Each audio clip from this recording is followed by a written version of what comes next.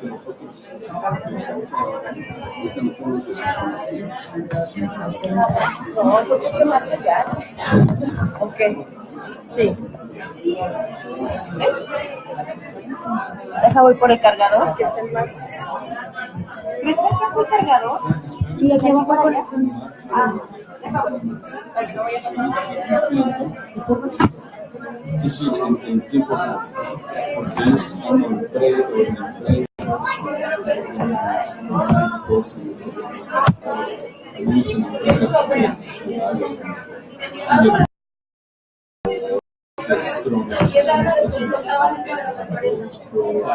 en empresas nacionales, si nos escuchan, estamos escuchando, si no nos escuchan, de por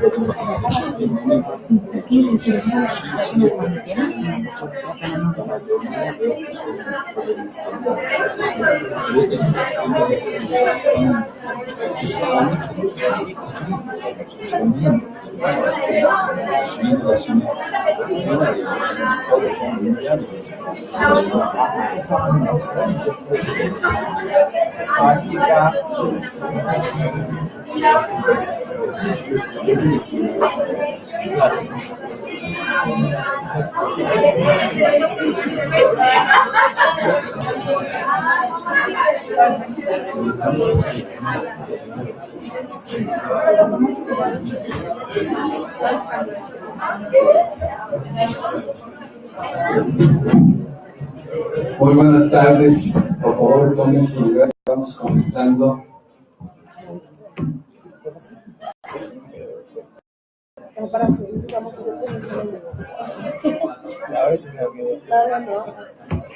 Vamos a llegar.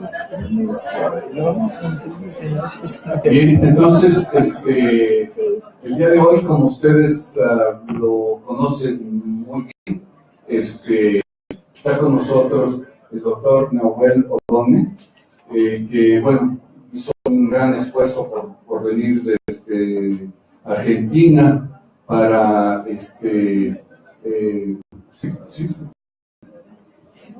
viene de la Ciudad de México. Perdón por esta, me acaban de hacer una precisión. Viene de la Ciudad de México, pero es de origen argentino, entonces ahí, bueno, ustedes lo van a escuchar hoy, en este momento. Bueno, y bueno, muchas gracias a ustedes por tomarse este tiempo, que será sin duda de gran valor académico, metodológico, y también diríamos, de orientación vocacional. Ustedes saben, desde el primer día o que ingresan aquí o desde antes, la interrogante siempre es ¿qué voy a hacer cuando termine mi carrera? Entonces, ¿en dónde voy a trabajar? ¿En qué actividades voy a trabajar? Entonces, esta es parte de es una de las opciones para estos aspectos, es precisamente el de los gobiernos locales, que ustedes saben, la maestría exactamente en los gobiernos y actores locales, actores de la sociedad civil y todo tipo de actores, empresas nacionales, transnacionales, todos los actores que no son el gobierno central, que eso es la paradiplomacia. Entonces, es una buena orientación, es un tema muy fresco, las capacidades de los gobiernos locales, las posibilidades que tienen los gobiernos locales de reforzar sus relaciones internacionales. Bueno, eso es parte del tema que el doctor Odone viene a presentarnos, a presentarles a ustedes. Antes de darle la palabra a nuestro invitado súper especial de esta tarde, le voy a pedir a la maestra Viviana Ávila que nos haga una remembranza muy general de sus datos curriculares. Gracias.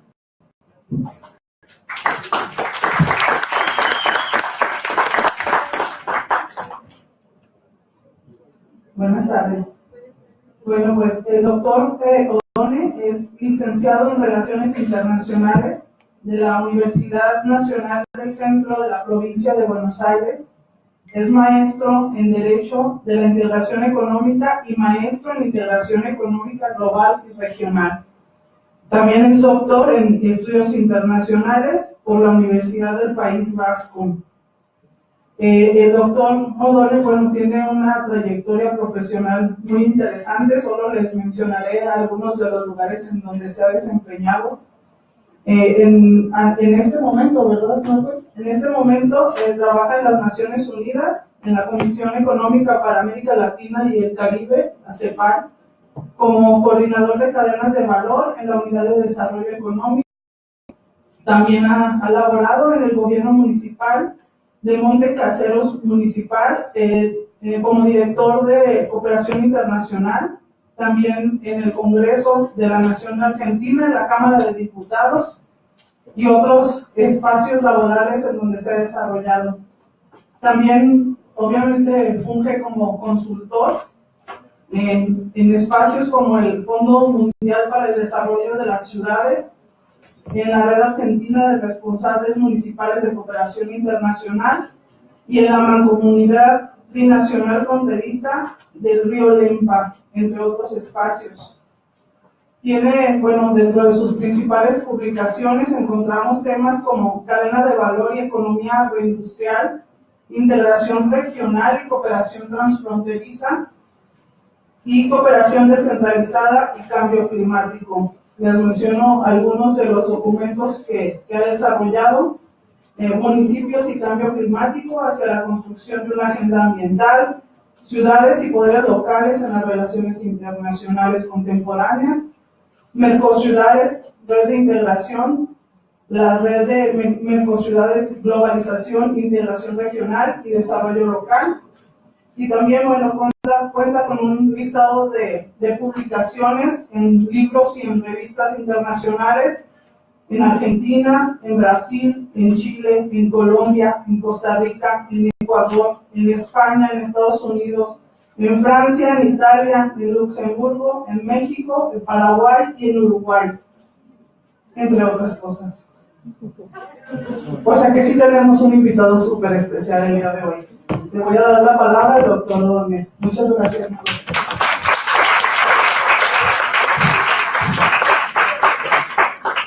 Bueno, algunas aclaraciones sobre mi argentinidad, que ahora tengo que...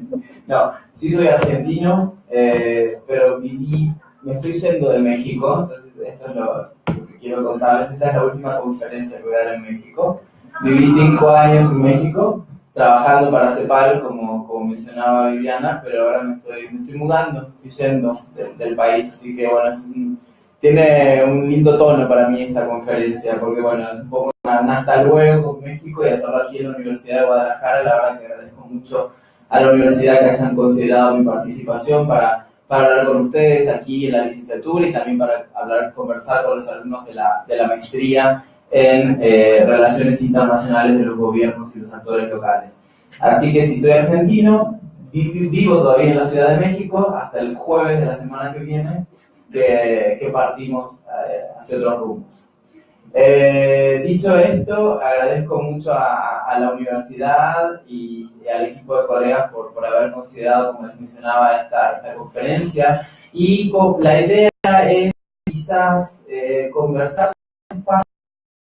Somos estudiantes de Relaciones Internacionales, no lo pensamos inicialmente como un espacio de inserción laboral, pero que después la realidad de nuestro día a día hace que se convierta en un campo laboral importante, que es la actividad paradiplomática, es decir, la actividad internacional que llevan adelante los gobiernos subnacionales, es decir, los gobiernos locales, las alcaldías, los municipios, pero también los estados o las provincias o los departamentos, si hablamos a nivel de América Latina.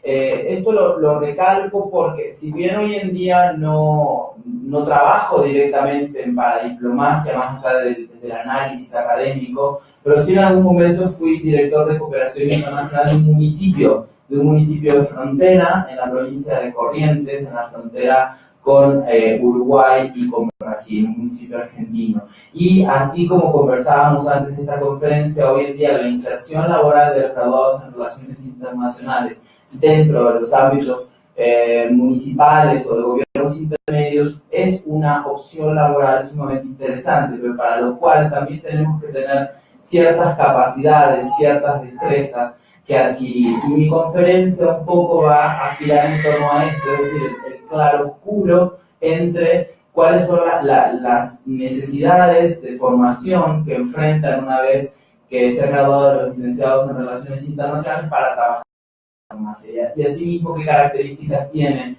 la paradiplomacia cuando uno trabaja en un gobierno local. En principio, bueno, un poco conversar sobre las relaciones internacionales contemporáneas de manera muy breve, de manera muy esquemática, porque ustedes son graduados de Relaciones Internacionales y probablemente ya conocen lo que les voy a mencionar. Hoy en día el aislamiento se paga muy caro, ¿sí? Los procesos de globalización y los procesos de regionalización hacen que el aislamiento sea muy caro tanto para los gobiernos nacionales cuanto para los gobiernos nacionales, cuanto para los estados, cuanto para los municipios.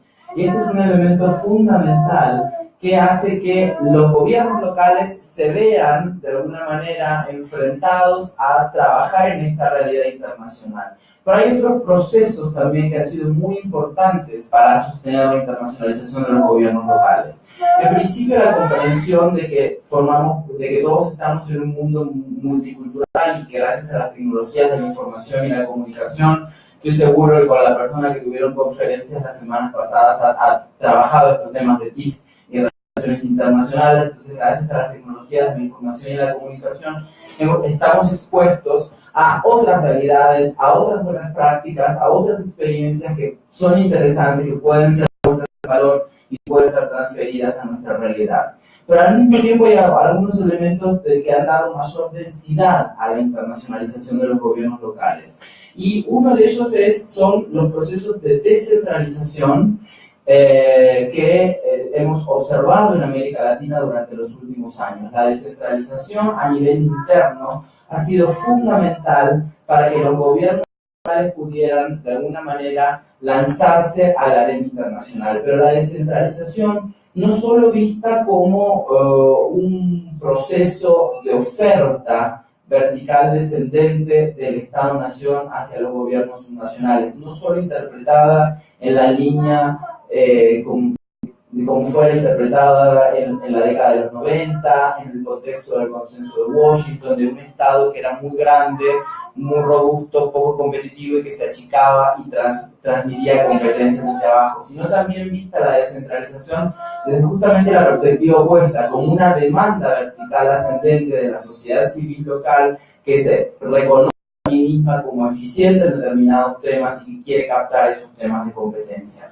Y esto a su vez en América Latina hay que confrontarlo con otra realidad, que también al mismo tiempo que son fuertes las tendencias descentralizadoras, en algunos aspectos han vuelto tendencias recentralizadoras, en donde los estados nacionales quieren nuevamente captar ciertas competencias o generan nuevos procedimientos administrativos para quizás limitar o modificar los recorridos de los procedimientos que se habían descentralizado años anteriores.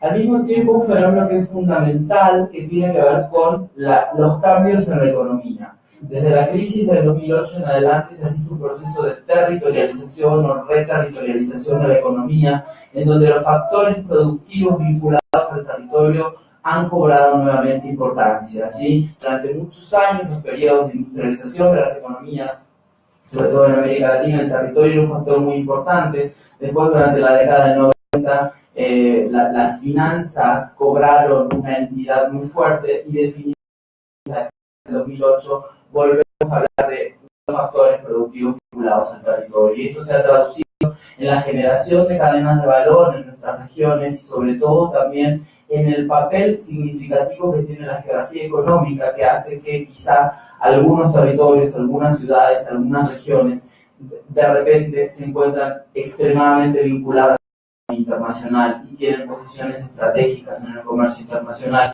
y así se modifique su realidad local. Otros elementos importantes tienen que ver con la participación ciudadana, muy vinculado a lo que ya mencionaba de la descentralización, una nueva concepción del individuo, del ciudadano especialmente, en donde ya no es visto como solo un consumidor pasivo de las decisiones que toman los gobiernos en otras escalas, sino también que participa de un proceso de cooperación de esas decisiones, y se habla que el ciudadano es un prosumer, es decir, es un productor y un consumidor de decisiones en su territorio, y al mismo tiempo algunas cuestiones que están vinculadas a la gobernanza global. Y es fundamental empezar a entender cuáles son las modas de la cooperación internacional, y este es uno de los puntos que yo quisiera remarcarles a ustedes como internacionalistas y como futuros actores que pueden llegar a trabajar en paradiplomacia, ¿sí? En la cooperación internacional hay modas, y como hay modas, hay recursos donde está la moda, ¿sí? Entonces hay temas que de repente cobran relevancia en la agenda internacional, y que eso hace que se destinen muchísimos recursos desde los donantes, desde las agencias financieras, para trabajar en materia de, por ejemplo, cooperación descentralizada, en donde los gobiernos locales tienen un papel muy fuerte. Entonces es importante siempre estar en contacto con estas modas, cuáles son los temas, como por ejemplo hoy trabajar en materia de cambio climático, cooperación hídrica, medio ambiente, cooperación transfronteriza en sí mismo. ¿Por qué? Porque las agencias de cooperación internacional destinan una serie de recursos para los cuales tenemos que tener capacidades proyectuales, es decir, generación de proyectos que puedan ser financiables por estos agentes o por estos donantes. Y este es un elemento fundamental también entendido en una discusión mucho mayor de los aportes que pueden hacerse desde los distintos niveles, desde las distintas administraciones a la gobernanza global, ¿sí? El concepto de gobernanza es un concepto bastante difuso. Sobre el final de la presentación vamos a tomar algunos elementos, pero sin lugar a dudas, los aportes que hoy en día podemos hacer a la gobernanza global se pueden hacer desde múltiples espacios. Por eso, la Agenda 2030 y los ODS han contemplado fuertemente la realidad subnacional, a diferencia de lo que había sucedido con los ODM y con los Objetivos de Desarrollo del Milenio, ¿no? El trabajo en la construcción que se ha dado en los últimos años para llegar a los ODS tuvo grupos de participación muy fuertes, en donde los gobiernos locales, en donde los gobiernos intermedios daban su parecer, dejaban escuchar su voz, y sin lugar a dudas, si uno lee los ODS de manera transversal, puede ver el papel que ha recobrado el territorio y el papel que ha recobrado, o que ha ganado, mejor dicho, más que ha recobrado, los gobiernos locales y los gobiernos intermedios. Pero ¿cuáles son los cambios que vamos a ver en la cooperación internacional desde lo local, y de alguna manera esto nos permite ir bajando la realidad de lo que va a ser nuestro día a día de la gestión, si en algún momento trabajamos en cooperación descentralizada o estamos al frente de una agencia local de cooperación?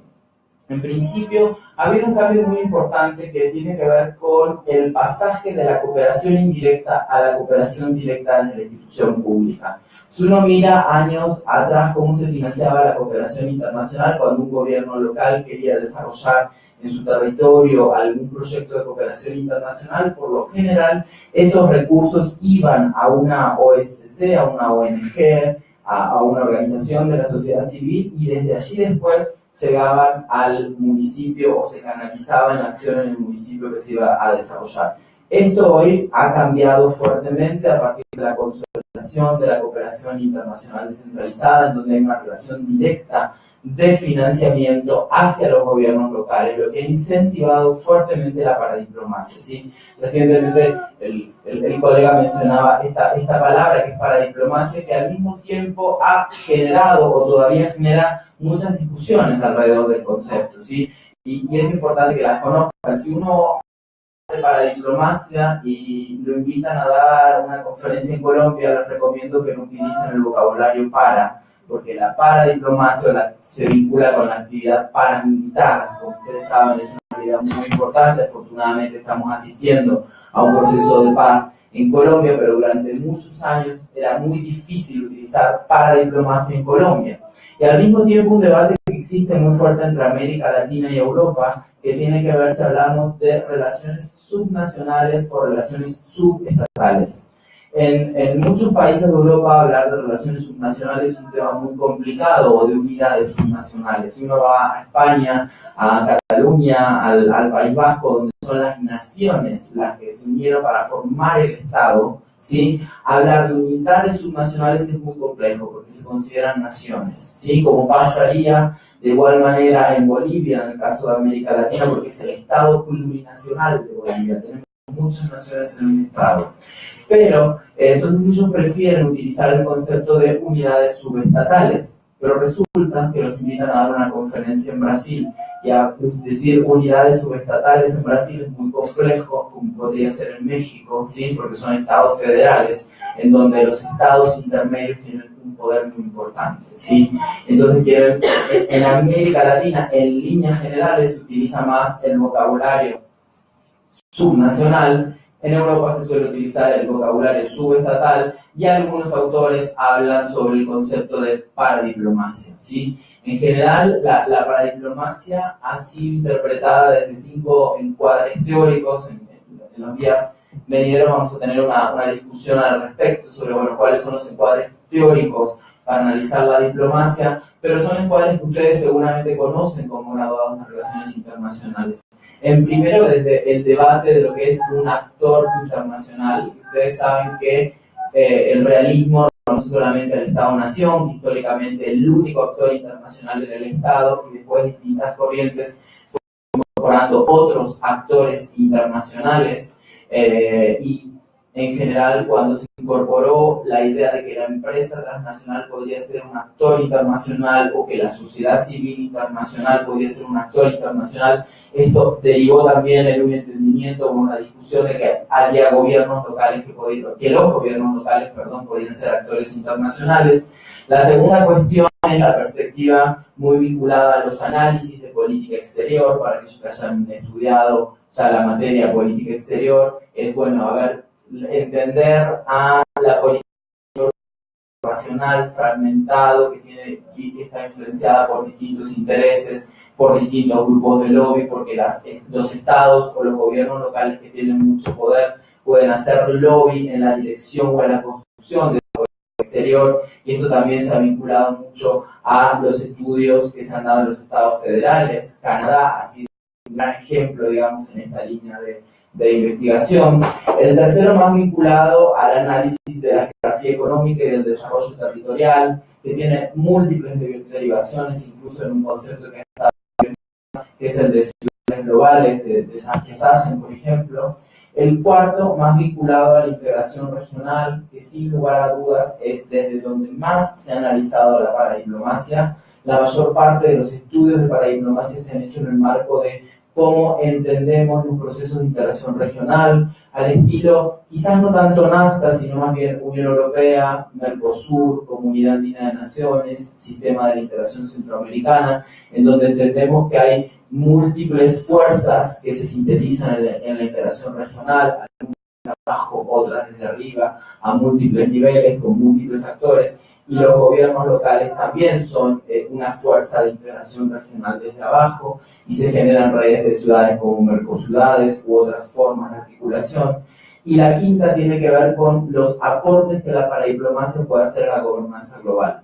¿Sí? Y esta de alguna forma es una línea de investigación que se deriva de la anterior, de la integración regional. El concepto de gobernanza, si bien hay una cierta prostitución del término y lo aplicamos a múltiples cosas, hablamos de gobernanza financiera, gobernanza ambiental, gobernanza económica, gobernanza de las cadenas de valor, pero de alguna forma el entendimiento de los aportes de la paradiplomacia a la gobernanza global se derivan de los estudios de integración regional, ¿sí? El concepto de gobernanza también se ha aplicado a analizar las lógicas de funcionamiento de la Unión Europea o de otros procesos de integración regional, y como derivación de esto se consolida este concepto. Entonces, esta explicación, quizás muy teórica, pero vinculada seguro a cuestiones que ustedes conocen, tiene que ver con la importancia que tiene hoy en día el concepto de paradiplomacia, porque sigue siendo un concepto en discusión y un concepto muy discutido, ¿sí? En construcción, y muy discutido. A veces en relaciones internacionales, en algunas materias, aprendemos algunas cosas casi de manera dogmática, ¿no? Entonces, cuando empezamos a analizar algunos fenómenos que no responden a esas estructuras o a esos dogmas, entre comillas, que habíamos aprendido, nos genera un campo de elaboración teórica, de discusión y sobre todo también muy vinculado a la práctica, como es el caso de la paradiplomacia, que puede ser muy interesante de analizar. La siguiente cuestión de cómo miramos estos cambios en la cooperación internacional, pero desde la mirada local, tiene que ver con el papel de entender que antes la cooperación internacional era un lugarcito muy pequeñito de algunos espacios de gobierno y que hoy se la entiende como un eje transversal, y así como se repite a nivel federal, que comentábamos anteriormente, que casi todos los organismos a nivel federal, los distintos ministerios o secretarías en México tienen una dirección o un área específica vinculada al quehacer internacional, también se ha entendido que a nivel local la paradiplomacia puede apoyar a las múltiples áreas de gestión de un gobierno local. Podemos diseñar proyectos de paradiplomacia ambiental, podemos diseñar proyectos de paradiplomacia cultural, la paradiplomacia puede apoyar el desarrollo económico local, puede apoyar el turismo, es decir, las políticas de salud inclusive o de vivienda. Entonces hay una idea de transversalidad de muchos espacios que logra apoyar en la gestión municipal la cooperación internacional. Por supuesto que tenemos que partir de entender que también tenemos que planificar la paradiplomacia, ¿sí? Y esto es muy interesante porque durante muchos años lo que pasaba en cooperación es que teníamos siempre una agenda exorientada, es decir, se determinaba desde el exterior, de acuerdo a la disponibilidad de recursos de algunos donantes. Ahora la estamos pensando justamente desde una planificación interna, un trabajo en diseño de una estrategia para diplomacia, por lo general temáticos. Y esto nos va a permitir, más que diseñar proyectos en función de las líneas que estén de moda, como mencionaba al inicio, más bien identificar cuáles son esas líneas que se vinculan con nuestras necesidades, que se vinculan con nuestro diagnóstico local, ¿sí? Y más adelante puedo dar algunos ejemplos de esto, sobre todo en la importancia de entender las dinámicas y los procesos del territorio. Los proyectos de cooperación internacional son siempre una variable funcional y dependiente de lo que miramos en el territorio, de lo que nos está pasando, ¿sí? Si no, podemos generar algún proyecto de cooperación que sin duda puede resultar financiado por la cooperación internacional, puede llegar a término, puede tener una buena ejecución, una buena contabilidad, pero el impacto y la sostenibilidad del proyecto terminan al día que se terminó el financiamiento, ¿sí? Entonces esto tenemos que tratar de prevenirlo y ahora vamos a ver algunas estrategias. El fortalecimiento de la cooperación territorial, y esto se vincula también con lo que ya les mencionaba, ¿no? Bueno, entender cuáles son las reales del territorio, ¿sí? Estamos trabajando con gobiernos subnacionales en una zona de frontera y queremos desarrollar un proyecto de cooperación transfronteriza en materia de turismo, pero en esos territorios tenemos una dinámica de trata de personas, ¿sí?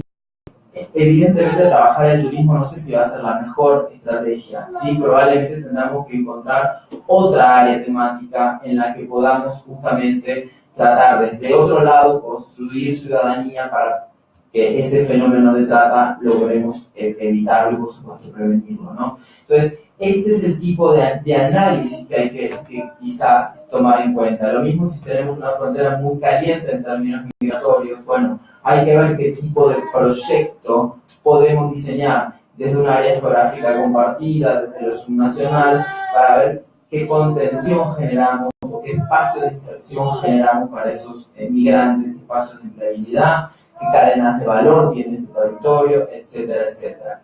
Y lo importante es sobre todo constituir entender dos cosas. La cooperación internacional descentralizada tiene un camino interno y que vamos a ir avanzando en el tipo de proyecto que vamos a ir diseñando, que vamos a empezar diseñando proyectos muy puntuales, muy pequeños, se denominan finalistas, y vamos a ir avanzando en ese tipo de diseños hacia otros más complejos que por tanto tienen mayor financiamiento, y que también tenemos que constituir comunidades de desarrollo y no comunidades de ayuda, ¿sí? Las comunidades de desarrollo son aquellos grupos de trabajo continuos entre gobiernos locales que van avanzando de manera mancomunada por este camino interno de la cooperación descentralizada, ¿sí? Y las comunidades de ayuda son esos agrupamientos ad hoc que se generan para obtener un financiamiento, pero que en realidad no hay un trabajo de empoderamiento de los actores y que la apropiación final probablemente sea muy baja, ¿sí? Esto, ojo, los dos pueden acceder a financiamiento sin lugar a duda, pero tienen ontologías distintas de cómo van a funcionar.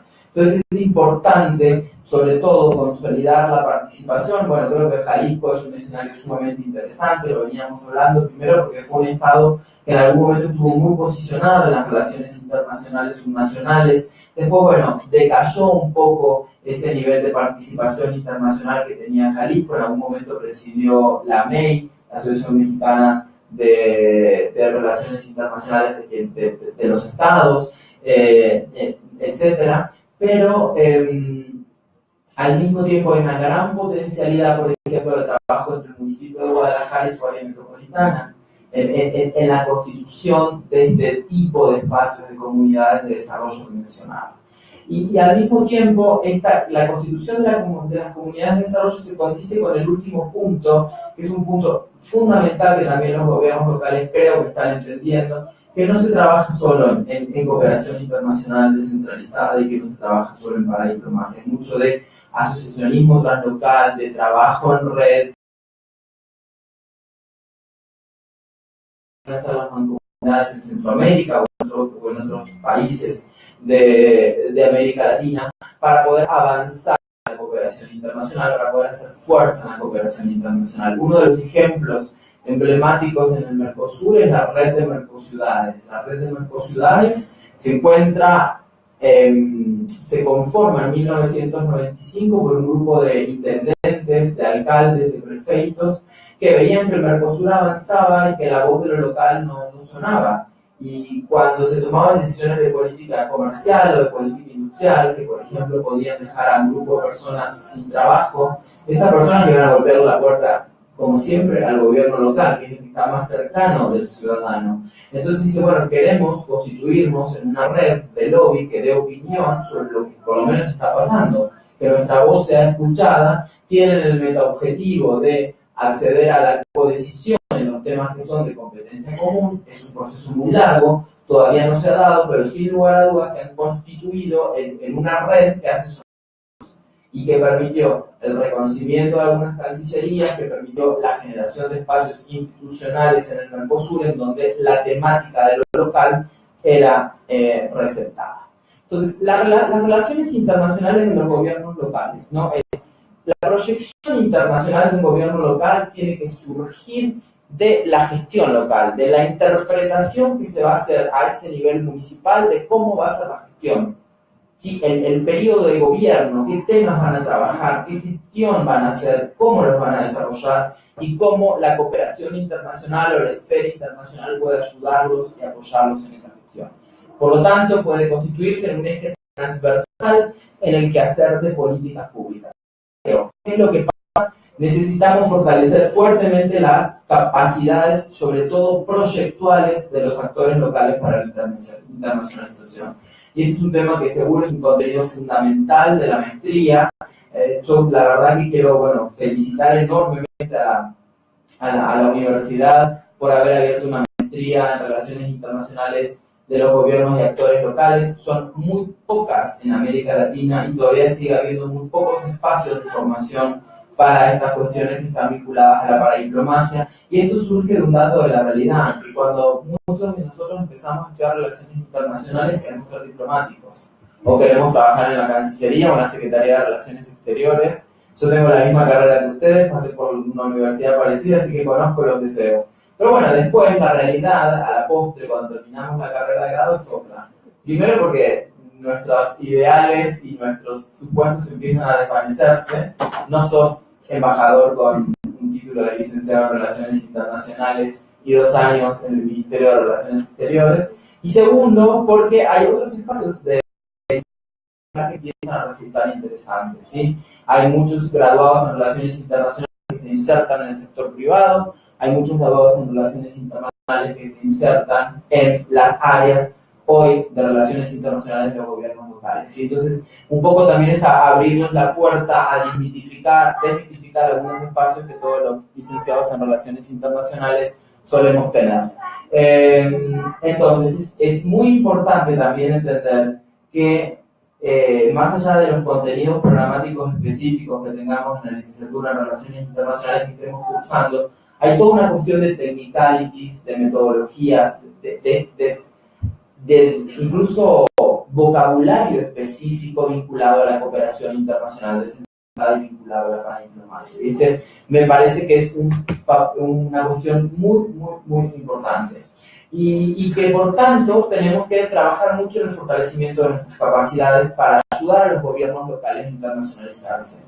Los gobiernos locales tienen a su vez un papel fundamental en dos cuestiones. Uno, en términos de convocatoria de su población. Un gobierno local convoca de manera más cercana a su población y después tiene una mayor capacidad, por supuesto bien usada, de responsiveness. ¿Y qué es esto? Es la responsabilidad sensitiva que tienen los gobiernos de diseñar políticas públicas de acuerdo a las preferencias ciudadanas. ¿Sí? No siempre sucede, yo sé que esto suena muy teórico, porque muchos de nosotros tenemos quizás determinadas preferencias o quisiéramos la generación de determinadas políticas públicas y no necesariamente lo logramos, pero al menos la cercanía con la institucionalidad que teóricamente tendría una cierta capacidad de diseñar políticas públicas en respuesta a esa demanda, está muy sedimentada en el gobierno local a partir de ser la primera administración cercana al ciudadano. Pero empecemos a identificar algunas cosas. ¿Qué es lo que pasa en la paradiplomacia? En la paradiplomacia la mayor cantidad de experiencias son experiencias prácticas, de gente que ha comenzado a trabajar en la paradiplomacia sin tener una formación específica de paradiplomacia, ¿sí? Hay mucho de que fueron aprendiendo a medida que fueron haciendo, ¿sí? Eso que se denomina en inglés learning by doing. Entonces, hay una creación incipiente de cursos de formación y esto me parece fundamental. Con un colega argentino que está en Chile, estamos terminando un libro sobre paradiplomacia e hicimos un paneo de todas las universidades de América Latina que daban cursos que tenían que ver con paradiplomacia. Entró recientemente y todavía siguen siendo muy pocos los espacios, ¿sí? Entonces me parece que ahí hay un espacio o un potencial de espacio de trabajo que lo pueden consolidar muy bien desde la universidad. Hay entonces un diseño incipiente de cursos de formación, algunos o la mayoría de ellos con una mirada más profesionalizante, lo cual me parece muy importante, es decir, no quedarse en una reflexión teórica de la paradiplomacia, sino ver cómo nos insertamos laboralmente, y se están consolidando conocimientos y metodologías específicas. Entonces nosotros vamos a plantearnos si existe o no una comunidad epistémica que estudie la paradiplomacia en América Latina, ¿sí? ¿Esto qué es? Básicamente, ustedes deben haber tenido profesores que les daban temas de economía internacional, temas de teoría de relaciones internacionales, temas de historia político y diplomática mexicana. Bueno, ese profesor, junto con los que trabajan el mismo tema en México o a nivel latinoamericano, probablemente comparta espacios, ¿sí? Seminarios, congresos, conferencias, etc. Entonces, eso, de alguna manera, constituye en algunos casos una comunidad, porque tienen el mismo foco de conocimiento y estudian o trabajan los mismos temas. Entonces, nosotros estamos planteando si ya estamos en un grado tal de entender que esto está sucediendo en América Latina o no. ¿Sí? En algunos países, evidentemente, esto ya está comprobado. Bueno, en América Latina tenemos que verlo. Entonces, esto nos abre una discusión mucho mayor, que de hecho es una discusión que se está llevando adelante con el Colegio de la Frontera Norte, con el Instituto Mora en la Ciudad de México, es si hay una pedagogía de la cooperación internacional, si hay una forma específica de enseñar cooperación internacional, ¿sí? Ustedes tienen una formación generalista, como la mía, de relaciones internacionales, y para entrar en cooperación internacional hay una serie de contenidos específicos que tenemos que aprender. Bueno, ¿hay una pedagogía para diseñar esto o no? Y ese es un tema importante. Ahora, vamos a la cara negativa o a los obstáculos que todavía tenemos que superar en materia de paradiplomacia. negativa. Me parece los obstáculos, los desafíos que tenemos que superar. Primero hay una necesidad de generar un proceso de legitimación constante, ¿sí? Si ustedes van a trabajar en un gobierno local, van a ser directores de cooperación internacional de Zapopan, ¿sí? Probablemente la legitimidad de ustedes va a estar siempre puesta en duda. ¿Por qué? Porque no van a tener la misma legitimidad que alguien que se ocupa de salud, que alguien que se ocupa de cultura, que alguien que se ocupe del medio ambiente. Ah, ese es el que viaja. Ese es el que estudió relaciones internacionales para viajar. No hace otra cosa que viajar. Entonces, si ustedes no socializan beneficios con su administración local y con quienes viven en su territorio, lo único que van a ser turistas para el resto, ¿sí? Entonces hay que pensarlo muy bien. Segundo, dependen fuertemente de la autoridad política de turno, ¿sí? Y esto es una cuestión que tenemos los que hemos trabajado para diplomacia y los licenciados en relaciones internacionales que trabajar fuertemente, ¿sí? ¿Por qué? Porque les podría nombrar infinidades de casos en América Latina donde durante una gestión abren una dirección de cooperación internacional, trabajan muy bien los primeros años, bueno, ahí un cambio de gobierno continúa, la tercera desapareció, ¿sí? Y esto es muy común, ¿por qué? Porque no hay una dependencia directa de quien es o el alcalde, si estamos hablando a nivel local, o el secretario de gobierno, y no se crea una estructura formal con recursos y con un personal idóneo, ¿sí? Entonces hay que tratar de evitar esta dependencia de la política de turno. Los cambios son muy bruscos, entonces, ¿qué es lo que pasa? Creamos las capacidades, pero no las arraigamos. Y este es un punto fundamental que yo quiero resaltar, ¿sí? No es solo una cuestión de creación de capacidades, es una cuestión de arraigo de capacidades, de cómo genero los incentivos internos para que ese capital humano que yo formé quede trabajando en la institución más allá de los cambios de gobierno, ¿sí? Entonces hay que visibilizar mucho la importancia que tiene la paradiplomacia o la cooperación internacional. Hay un alto, y producto de esta cuestión, digamos, ustedes ven que sobre el margen puse capacidades, recursos y asimetrías. Y producto de estas dinámicas hay que evitar la generación de nuevas asimetrías. ¿Por qué? Porque yo siempre digo cuando doy talleres, no tanto conferencias, sino algo más práctico, que lo difícil no es ganar 10 proyectos de cooperación internacional descentralizada. Lo difícil es ganar el primero, ¿sí? Y una vez que vos entraste en el club, te aseguro que los proyectos empiezan a llegar. Para eso tenés que tener mucha capacidad proyectual, mucha habilidad en el diseño de proyectos, ¿sí? Y generarse proyectos en el marco de estas comunidades de desarrollo, ¿sí? Muchas veces pasa que son proyectos desarrollados muy ad hoc, porque dos alcaldes se conocieron en una misión, en un viaje que hicieron a España, se cayeron bien, se llaman por teléfono, armemos algo, pero en realidad no hay un estudio profundo, que es lo que nosotros tenemos que hacer como licenciados en relaciones internacionales, de cómo la cooperación internacional puede apoyar nuestras dinámicas del territorio, ¿sí? Entonces, ¿qué es lo que pasa? Cuando logramos reunir capacidades y logramos retener esas capacidades, arraigarlas en algunos gobiernos locales, la Ciudad de México puede ser un ejemplo de esto, Montevideo, Porto Alegre, Rosario en Argentina, Quito. ¿Qué es lo que pasa? Ese arraigo de capacidades permite la generación de nuevos recursos o la llegada de nuevos recursos. Pero al mismo tiempo, como contracara, hace que la cooperación internacional no llegue a todos lados.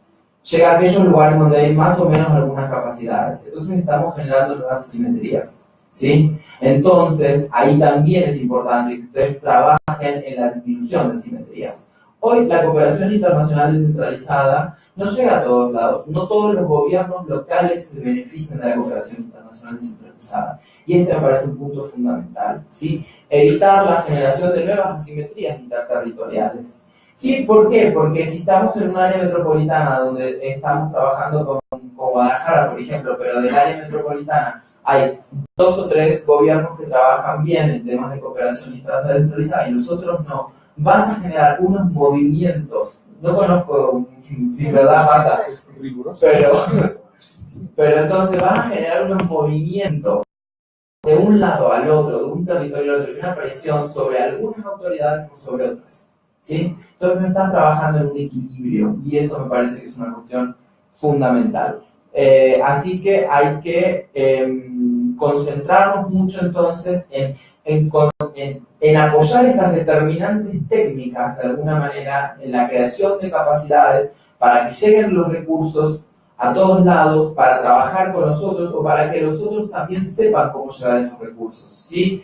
Y en la ciudad encabezó un proyecto de cooperación que a mí me gustó mucho, que en su momento yo participé de alguna discusión cuando se diseñó, que era el proyecto ALAS, que es un proyecto Alianza Euro-Latinoamericana de Gobiernos Locales, financiado de la Unión Europea, lo presidía México, Ciudad de México, y participaban varios países de la región, varias ciudades de la región, perdón, Montevideo, Quito, Rosario. Fíjense que siempre nombro los mismos nombres porque son los casos de éxito, no es que no me sepa otros, es que son los casos de éxito, pero ellos montaron un sistema de coaching, ¿sí? Donde básicamente los gobiernos locales que sabían trabajar y que habían tenido éxito en sus procesos de internacionalización acompañaban a los recién llegados en ese trayecto, ¿no?, de internacionalización. Y es un proyecto que tuvo mucho éxito, que de hecho fue refinanciado y que ha tenido muy buenos productos desde mi perspectiva. Entonces, sin embargo, y hay capacidades, tiene una de más, sin embargo, hay creación de capacidades, pero no hay arraigo.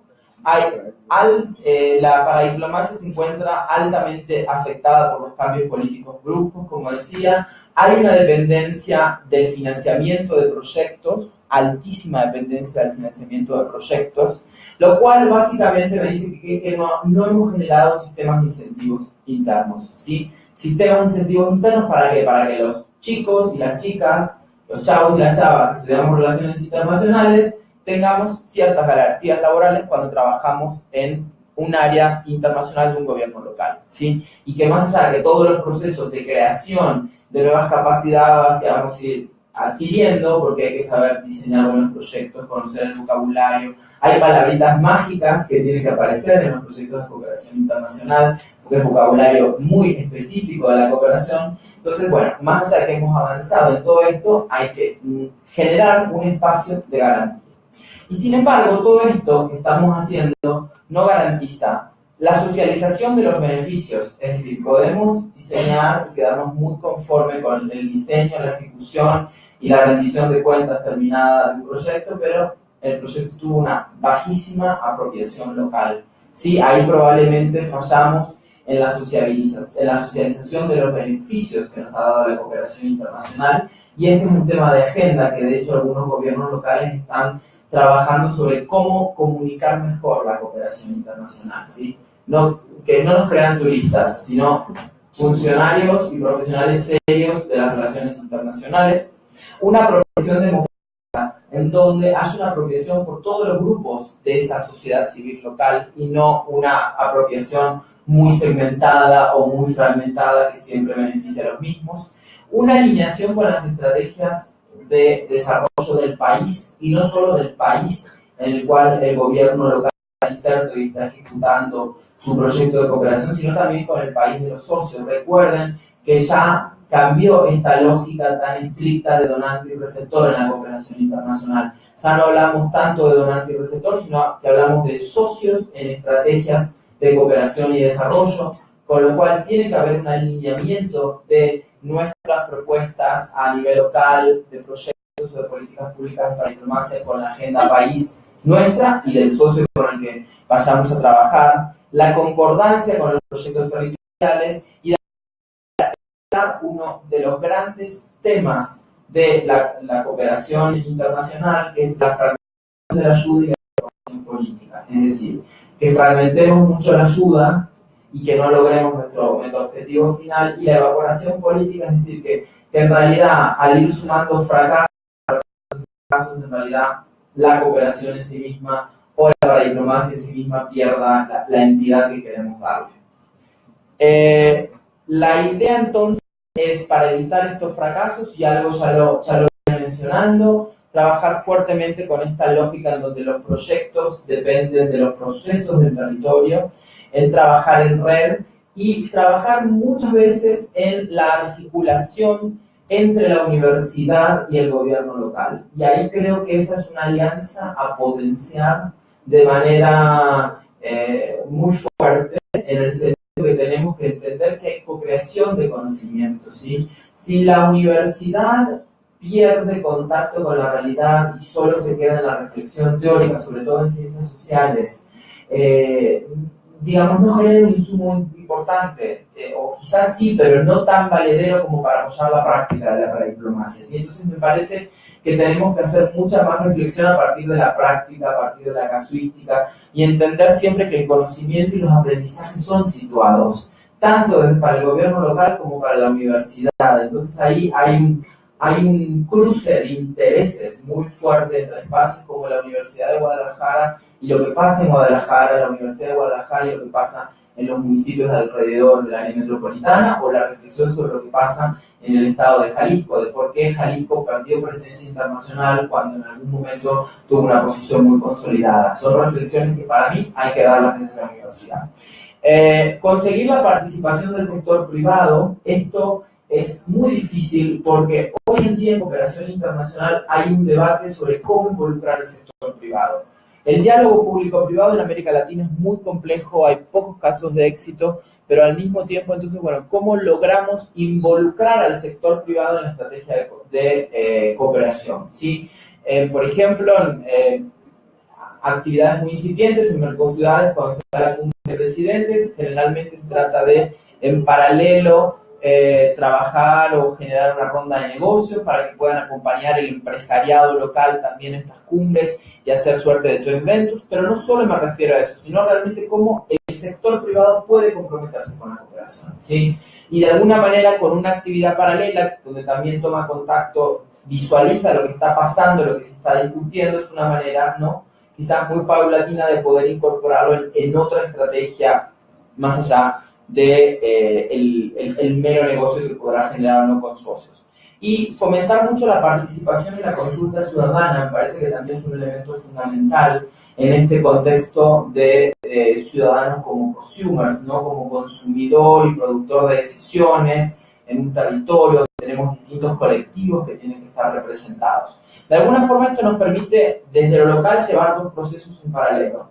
Uno, cuando elegimos los temas que vamos a trabajar, necesariamente innovamos en la gestión, ¿sí? Si nosotros tomamos temas de moda y a su vez generamos este tipo de articulaciones, estamos innovando en la forma de gestionar. Estamos gestionando de una manera no tradicional, estamos gestionando, incentivando la participación ciudadana, incentivando el diálogo público-privado, incentivando la asociación con otros gobiernos locales que pueden tener dificultades similares. Entonces, de alguna forma estamos modificando nuestra gestión local.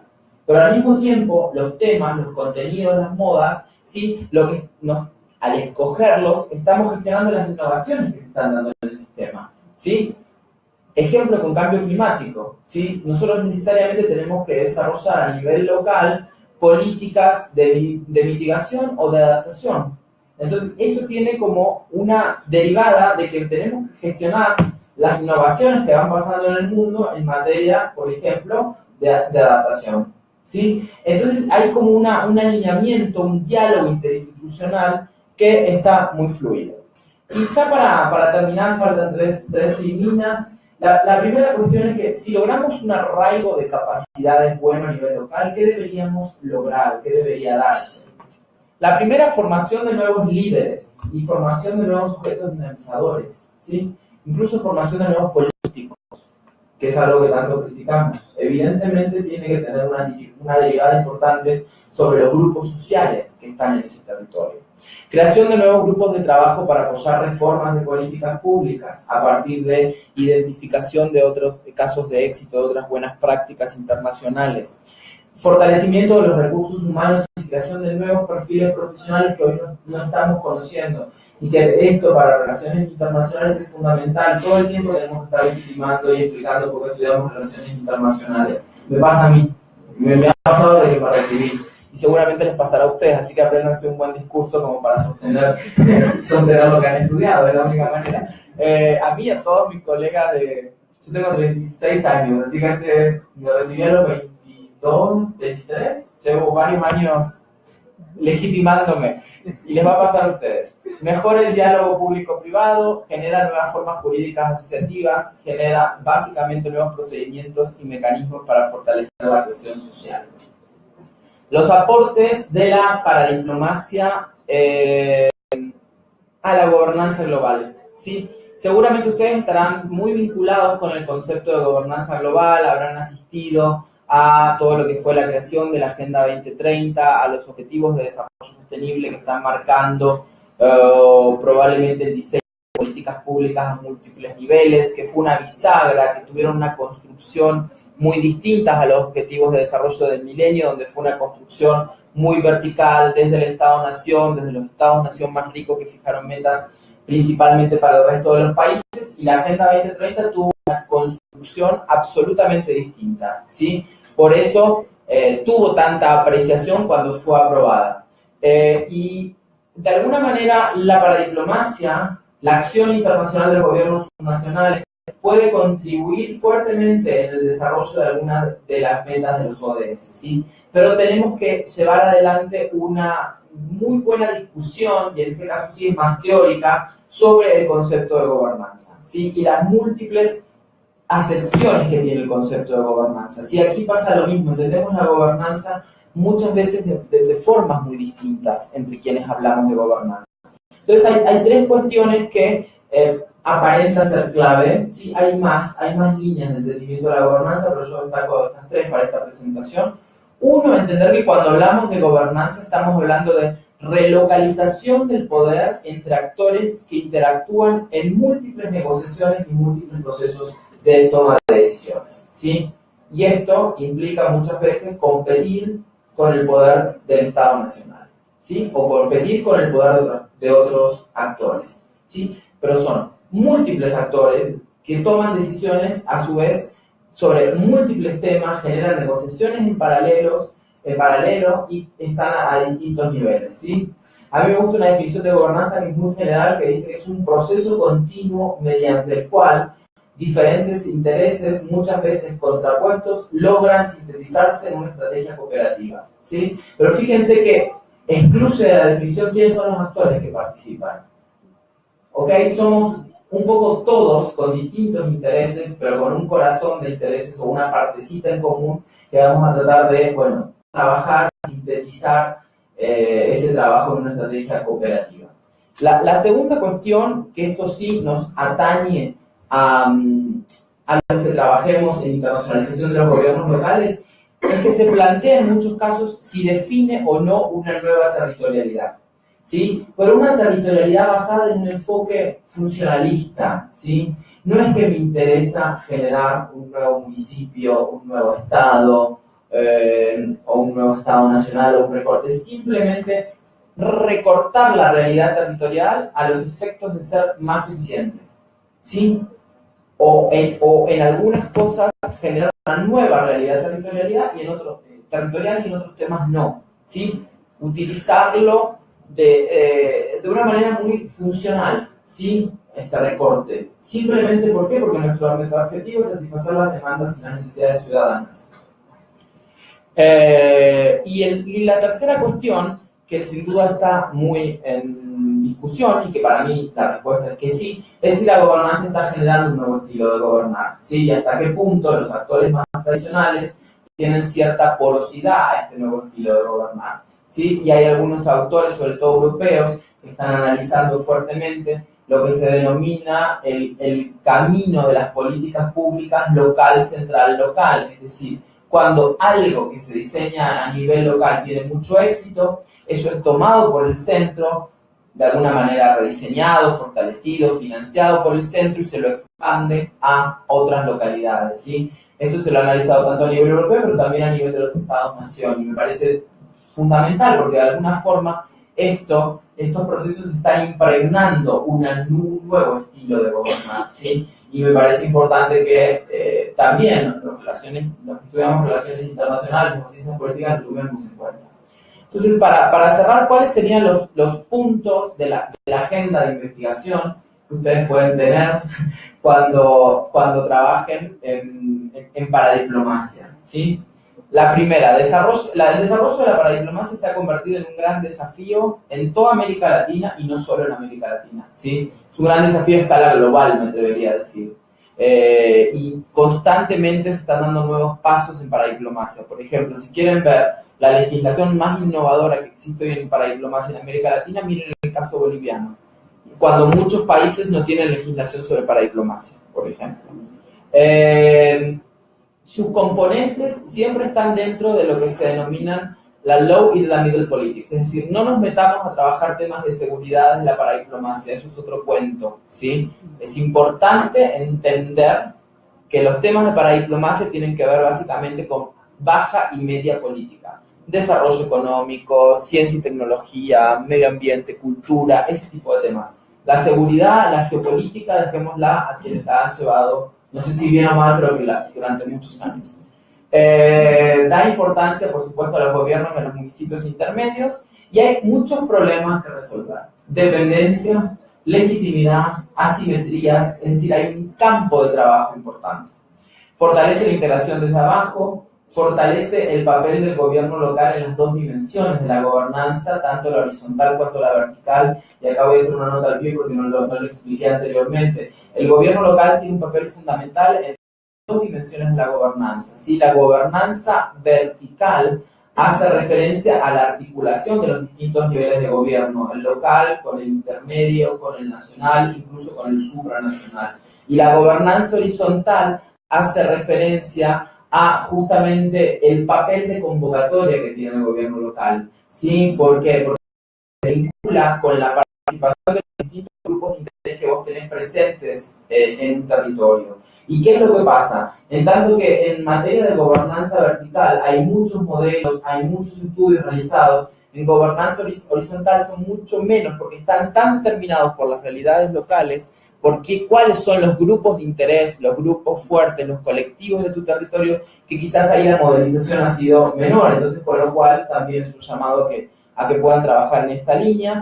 Favorece mucho la articulación municipio-universidad en la línea que les mencionaba, de una reflexión teórico-práctica muy aterrizada, y sobre todo creo que hay un desarrollo incipiente de una comunidad epistémica latinoamericana que estudia la paradiplomacia, y acá quizás la invitación, por supuesto, desinteresada de todos aquellos que quieran formar parte de esta comunidad, que quieran investigar, que quieran trabajar este tema sobre sus tesis de licenciatura, después seguramente haciendo la maestría que está ofreciendo la universidad, y demás. Bueno, por supuesto que son más que bienvenidos. Yo creo que hay muchísimos temas todavía vinculados a la paradiplomacia que constituyen una agenda de investigación muy, muy seductora, ¿sí? Y en los últimos años se ha crecido exponencialmente, porque eso también es algo que rastreamos en la investigación que hicimos con Mariano y Mariana, que son dos colegas argentinos,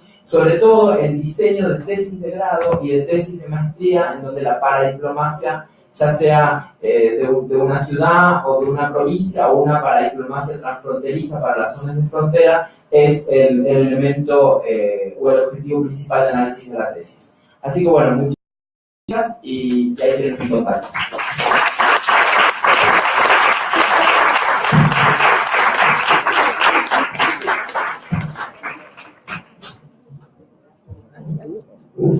Bueno, pues muchas gracias al doctor Nahuel Bononia por esta excelente plática que fue muy ilustrativa, no solamente para los temas del Estado, del arte, ¿no?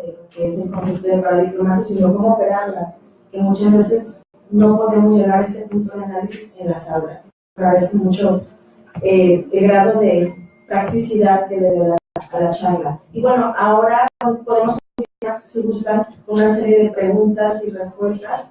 Yo creo que deben aprovechar el foro porque la experiencia del doctor es vasta. Bueno, tienen el uso de la palabra. Quien tenga por ahí alguna pregunta en torno a lo que se charló ahora.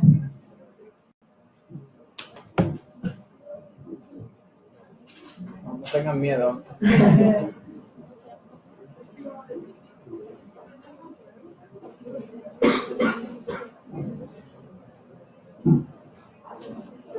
¿Qué tal? Buenas tardes a todos. Una pregunta que sea un poco pero en el caso de fuera miembro de alguna élite parlamentaria, que en este caso una diputación local, ¿cuál sería mi papel en la paradiplomacia o para ayudar al proyecto de cooperación internacional descentralizado? Ok. Ok, podemos tomar dos preguntas más y que el doctor haga una respuesta conjunta.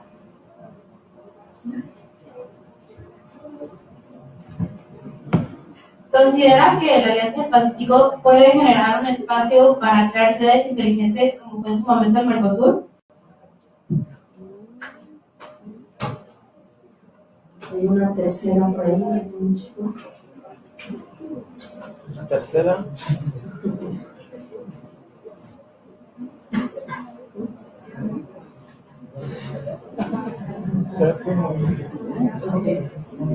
Sí.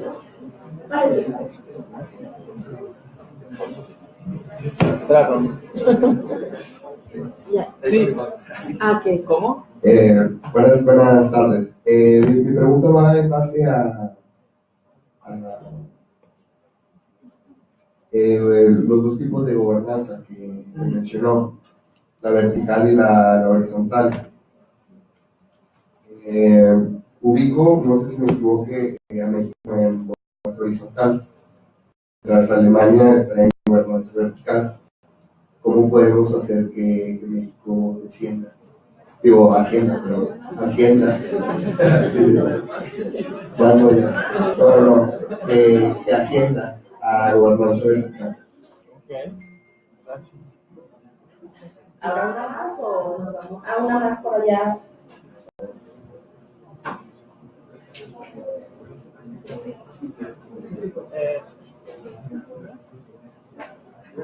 Hola, muy buenas tardes. Muchas gracias por la conferencia. Mi pregunta va en camino de cómo hay veces que para mantener la paradiplomacia o para hacer este tipo de conexiones entre los diferentes organismos se necesita como un background o que cumplas con ciertos requisitos para que tengas, por ejemplo, como en su momento fueron las restricciones que nos pusieron para acceder a los préstamos.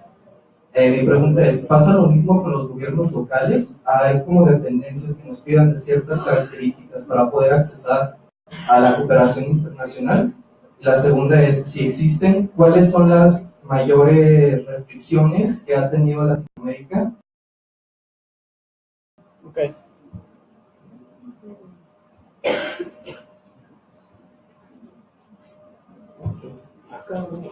¿Sí? Sí, adelante.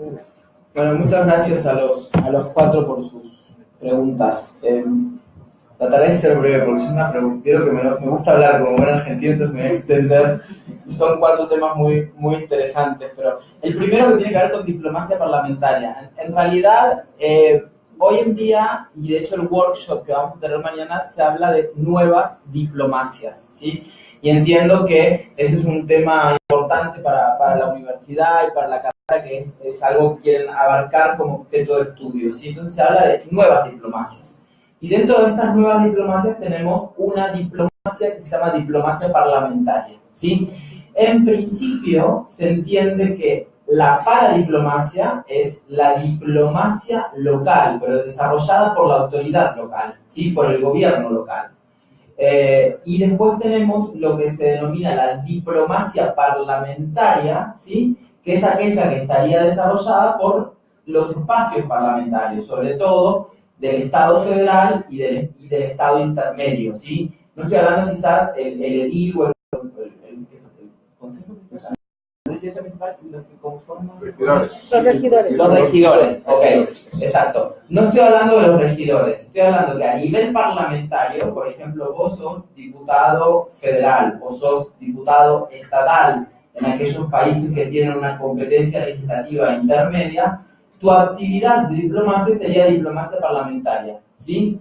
Que es participar de las distintas cumbres o de los distintos grupos que se conforman entre los parlamentarios de múltiples países. Por ejemplo, hay un grupo parlamentario latinoamericano contra el hambre, ¿sí? O por la seguridad alimentaria, sostenido por la FAO, ¿sí? Hay un grupo, hay una reunión que es el Parlatino, que es de los parlamentarios de América Latina, ¿sí? Entonces son discutir en una agenda común de modificaciones legislativas, pero se denomina diplomacia parlamentaria, ¿sí?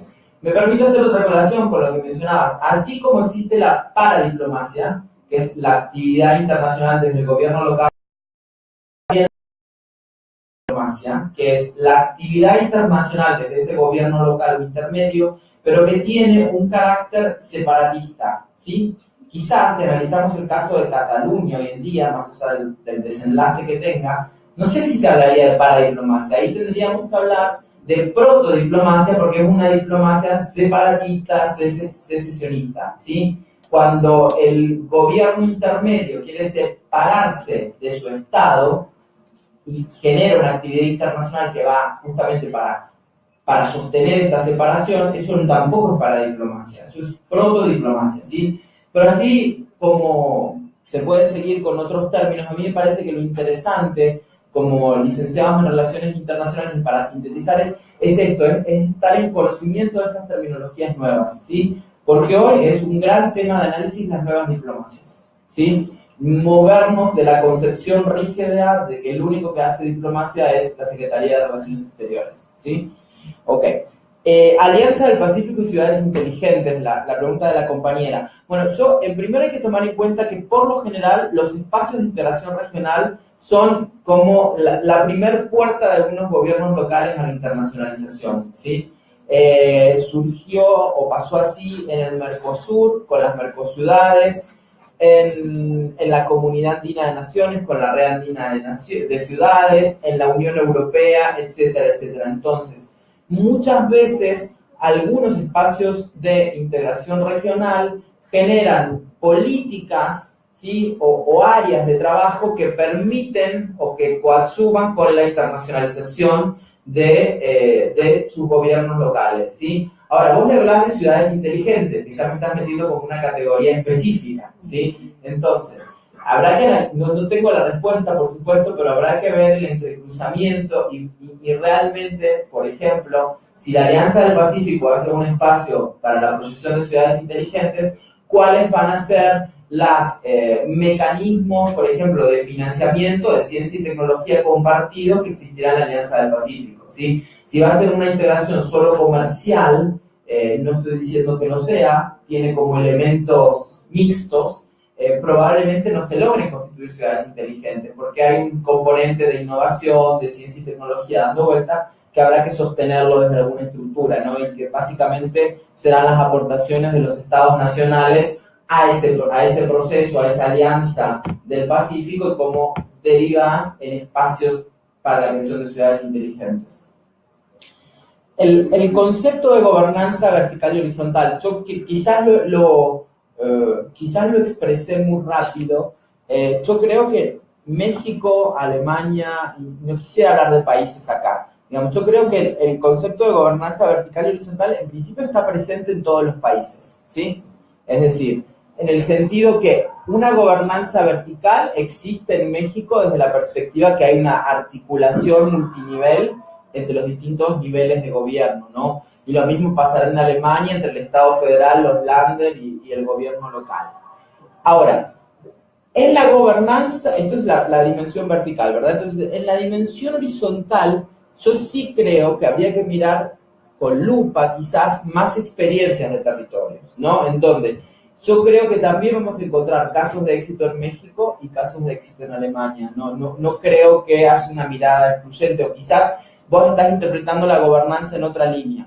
Pero si lo estamos analizando desde la gobernanza global, yo quisiera mencionar acá que México es un gran actor de cooperación internacional, ¿sí? Y esto hay que ponerlo de relieve. México tiene participación en la cooperación internacional descentralizada y en esquemas de cooperación triangular y en esquemas de cooperación sur-sur, y financia desde la MEXID y desde otros espacios muchas estrategias de cooperación, sobre todo en el área de Centroamérica y Caribe, ¿sí? Entonces, vale la pena, quizás, si todavía no lo han hecho, los invito a que revisen el catálogo de capacidades de cooperación de México. Casi todos los países lo publican, está disponible generalmente año vencido, así que estamos en el 2007, deben encontrar el 2015 o el 2016, en donde es un resumen de todo lo que ha apoyado México en cooperación internacional y donde están puestas de relieve las áreas fuertes en donde México ha colaborado en cooperación internacional. Y por ejemplo,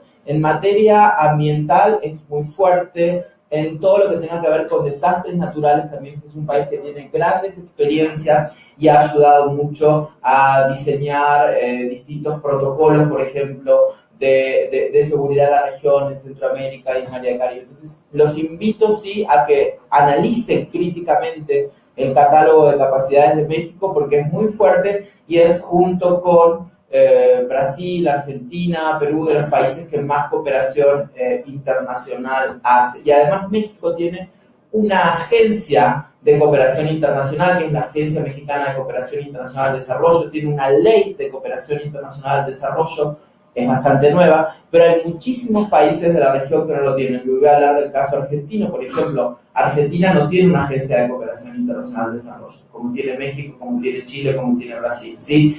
Todo se canaliza a través de la Cancillería, de la Dirección General de Cooperación Internacional. Entonces me parece que hay que ponerlo en valor, también hay que ser crítico, esa institucionalidad necesita fortalecer algunas áreas, hay que modificar algunos comportamientos institucionales, pero me parece que va puesto en valor sin duda. Y México hace muchos aportes a la cooperación internacional, tanto a nivel global, al sistema de Naciones Unidas, como ya en diálogo bilateral, ya sea de cooperación sur-sur con países de América Latina o en esquemas triangulares, en donde México pone la expertise técnica y el financiamiento lo pone un tercer país, como puede ser Alemania, por ejemplo, o un país desarrollado. En cooperación triangular y en cooperación sur-sur, México tiene una posición muy buena. Y termino con el tema del financiamiento y la paradiplomacia. Es un tema muy importante que vos preguntaste, fundamental, porque de hecho ninguna acción internacional de un gobierno subnacional puede aumentar la deuda pública, ¿sí? Entonces, digamos, esto te limita mucho el espacio de actuación. En realidad, no conozco el caso mexicano, cuál es el artículo, pero por ejemplo en el caso argentino hay un artículo de la Constitución que por un lado reconoce la actuación internacional de las provincias, pero al mismo tiempo dice que en ningún caso podrá aumentar la deuda pública. Entonces, en general, nosotros lo que estamos trabajando en un campo en el cual el financiamiento muchas veces es financiamiento no reembolsable, en donde estamos trabajando en muchos casos en temas de cooperación y de transferencia de expertise para la modernización de los sistemas de administración local, en donde estamos trabajando en otro componente y en otra dimensión financiera, ¿sí? Pero es una pregunta muy importante y hay que tomarlo muy en cuenta, por ejemplo, ¿no? Así cuando esta no fue una conferencia sobre cómo diseñar un proyecto y cuáles son las condicionalidades y demás, pero sí hay que ver con lupa, digamos, la parte financiera. Por lo general no son proyectos de grandísima envergadura y por otro lado están muy vinculados a donaciones, asistencias técnicas, no tienen condicionalidades financieras, ¿sí? Si querés lo podemos conversar más específicamente ahora a la salida, pero esa es la idea general, ¿sí? ¿Alguna otra pregunta? Sí.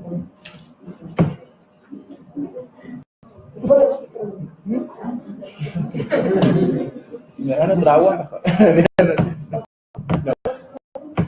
No, tranquilo. ¿Hay otra agüita? Hola, buenas tardes. Mi pregunta es, ¿cómo puedo yo diseñar un proyecto para diplomacia que sea suficientemente atractivo para que tenga un arraigo fuerte en el gobierno? ¿Alguna otra pregunta? No la sé, voy a ser muy breve.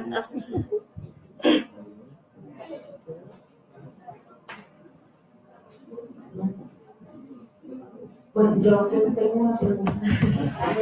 Aprovecho. No. Es importante que para crear capacidad, en muchas de las ocasiones en los municipios es necesario, y en los estados, es necesario cambiar legislación, ¿no? En este sentido, ¿qué papel tendría que jugar, digamos, la sociedad civil un poco en términos de lobby, ¿no? Para poder fortalecer estas demandas para que digamos, se quite de la autoridad política una actividad como una oficina de relaciones internacionales más independiente, con más autonomía y con más alcance en los proyectos? Claro. No sé. ¿No? La verdad que lo del proyecto y arraigo, no tengo una respuesta en el sentido que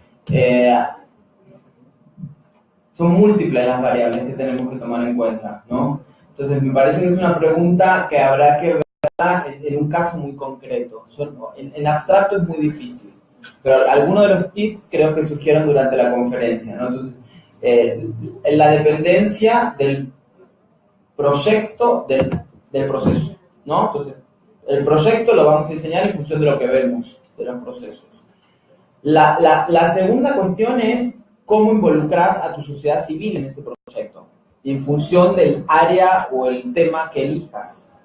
Y no solo cómo la involucras de manera consultativa, es decir, que no se sientan utilizados, que no se sientan que los convocás ad hoc y luego los largás, sino que se sientan socios, que sean socios de tu proyecto, de que van a estar adentro, de que van a participar activamente, de que se van a ver beneficiados, ¿sí? Me parece que este es un escenario, ¿no? Un escenario casi ideal de mucha cooperación. Pero ¿qué es lo que pasa cuando ese escenario no se da? Me parece que ahí podemos caer, sí, también, y vincularlo con lo que preguntabas tú recién, en una sociedad civil muy empoderada, en una sociedad civil con muy buena información, con mucho manejo de herramientas tecnológicas para reclamar y con muchos espacios de creación de escenarios de incidencia. Muchas veces los espacios de incidencia no existen, hay que crearlos. Y me parece que, bueno, hay que ver cómo esa sociedad civil empoderada, esa sociedad local que le interesa un tema, genera, ¿no?, los espacios para visibilizar la temática, para abrirle los ojos a las autoridades de que es un gran tema de trabajo, ¿sí? No tengo otra respuesta más que eso. Me parece que hay que trabajarlo desde esta perspectiva, ¿no? De un escenario que puede ser muy factible, casi ideal, y de un escenario más complejo en donde hay intereses en pugnas, como existen en todos los espacios, y bueno, ya ver qué se puede crear con eso. Con respecto al tema legislativo, ahí es un gran tema porque la paradiplomacia ha avanzado muchas veces sin legislación, y me parece que ese también, si bien va puesto en valor de que haya avanzado sin legislación, al mismo tiempo constituye una debilidad o puede constituir una debilidad.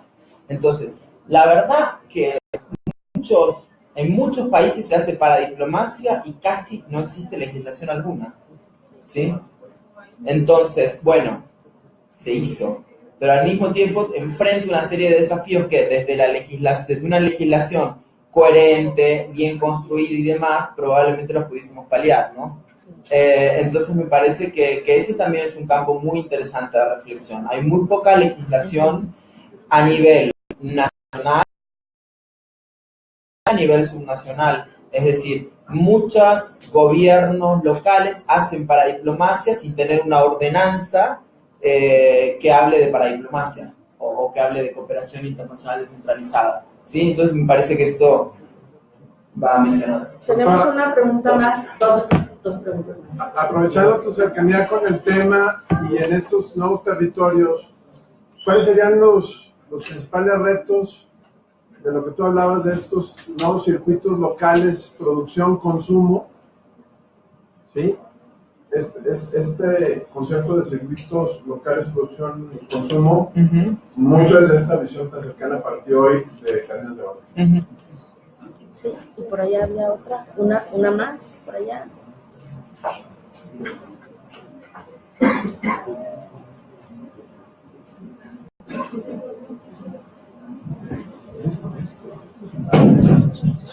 Buenas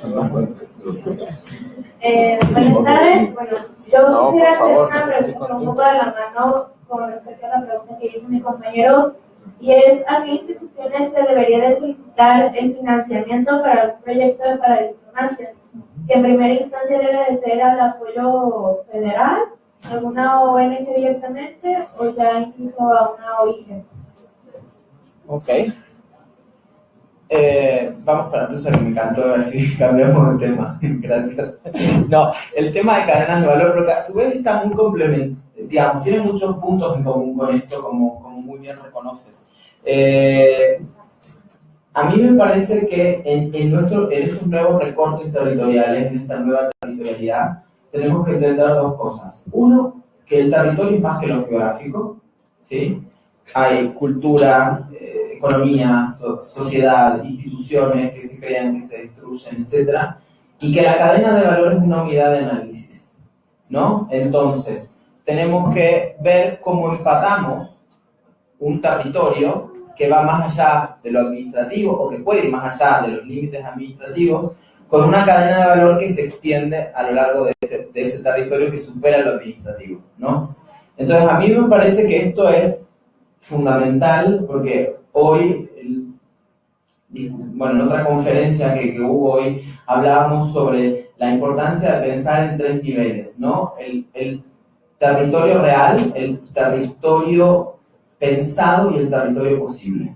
El territorio real es lo que te va a dar este recorte y lo que vos identifiques como presencia de la cadena de valor, ¿no? Una cadena de valor es la articulación de distintos actores económicos para la producción de un bien o un servicio, ¿sí? Que generalmente estos actores económicos se agrupan en eslabones. Entonces, el territorio real te lo da esa nueva geografía económica.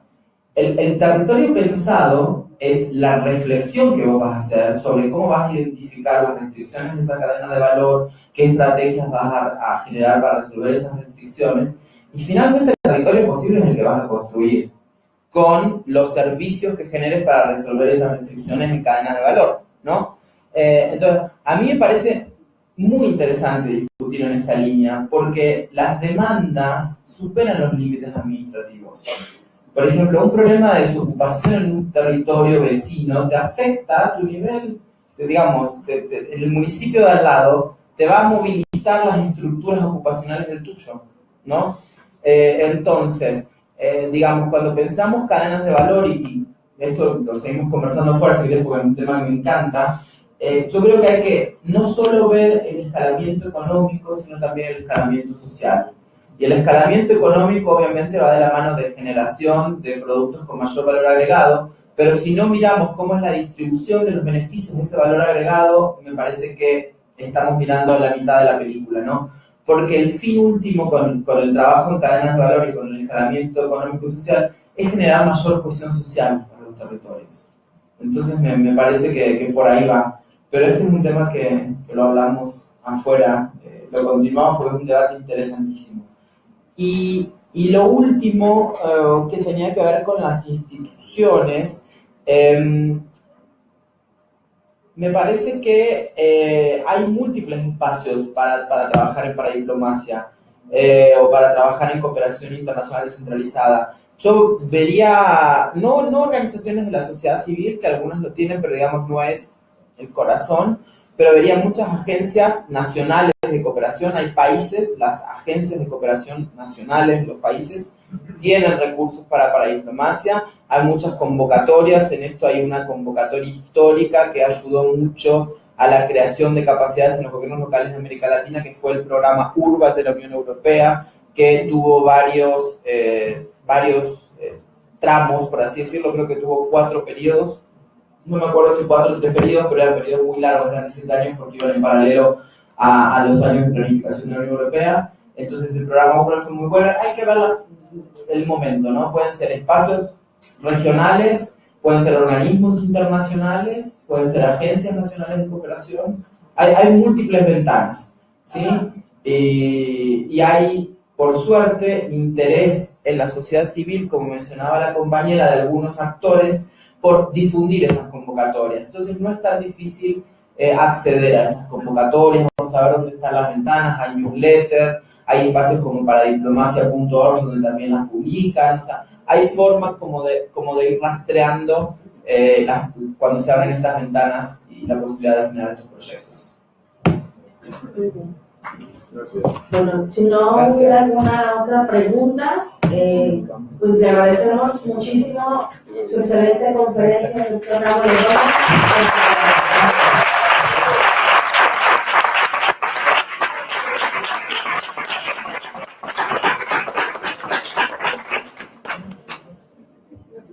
Buenas tardes, buenas noches.